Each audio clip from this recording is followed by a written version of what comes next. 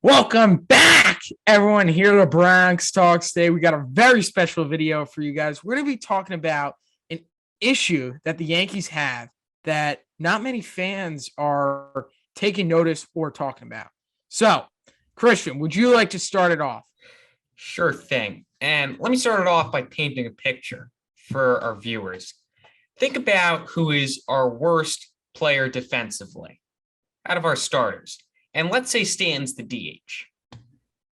All right, so now get that in your head. Now let's think about who's the worst guy offensively out of our starters. So that's Trevino catching. And let's also assume that Gallo's going to be gone at the deadline. All right, so get that in your head. And hopefully you said IKF for both of them because that's the correct answer. Now, IKF is tied for first with 5 other guys for most errors at short this season. And he's actually having a worse season than Joey Gallo offensively, according to a lot of the advanced stats, one of them being WRC+. And this doesn't necessarily paint the full picture. One of the reasons being IKF is batting .448 in high leverage situations this year compared to Gallo, who's batting .050 in high leverage situations. So it doesn't paint the full picture. But the whole IKF narrative of putting the ball in play and making the great plays at shortstop just isn't totally accurate. And it's not necessarily the biggest problem right now because you have guys like Gallo, but don't be surprised once Gallo gets traded or DFA'd, whatever happens, you're going to see IKF is going to become the biggest hole in this team. So with that said, though, IKF was supposed to be the stopgap. He filled the gap. He did fine. He played to what we expected him to be. However, I think there's guys that can play the position better than him right now. And Ryan, why don't you tell us and the viewers who that is? Yeah, well, they needed right before I get into it, they needed a stopgap option. If there's someone better, why wouldn't they have just done that in the offseason, you might ask? Well, the guy that we're thinking about is Oswald Peraza, and he wasn't really ready or capable to start the season with the big club.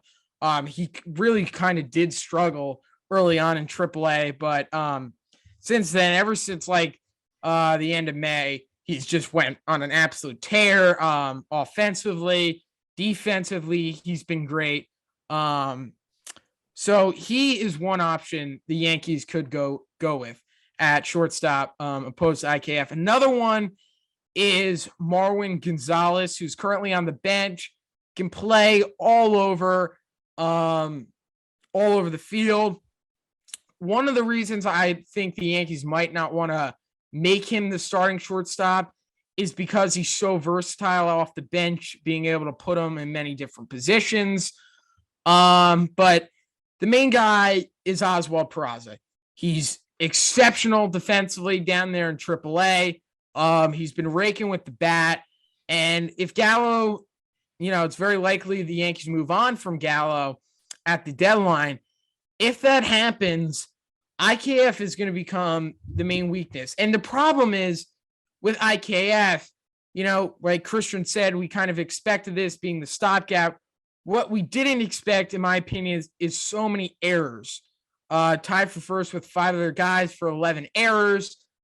That could be a really big problem in the playoffs. You can't give teams, for example, like the Astros, or team like the Red Sox, maybe 4 outs in an inning. You cannot not do that in the playoffs.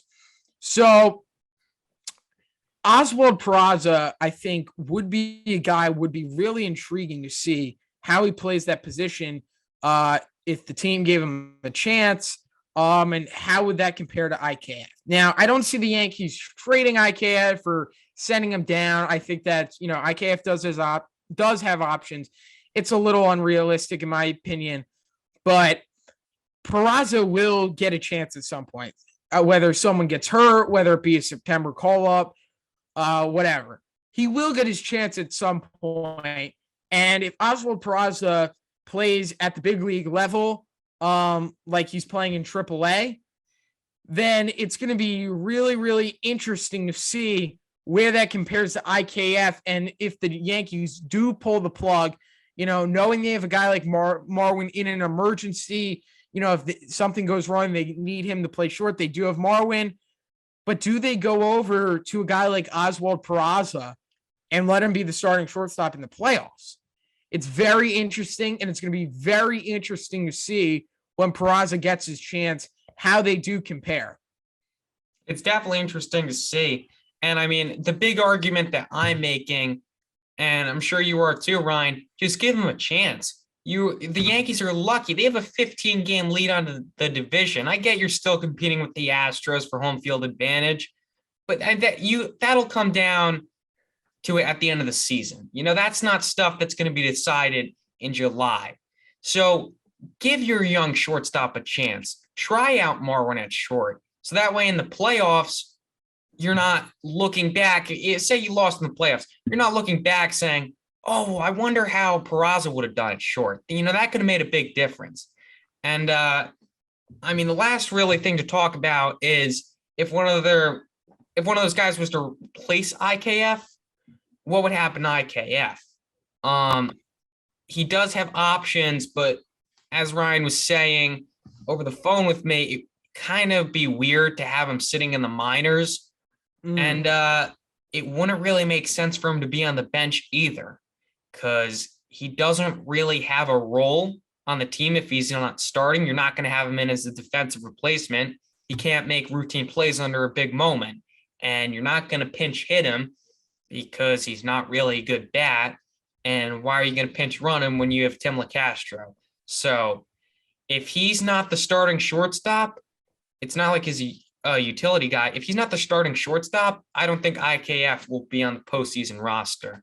But if he is the starting shortstop, then hopefully he has a big impact on the Yankees playoff run.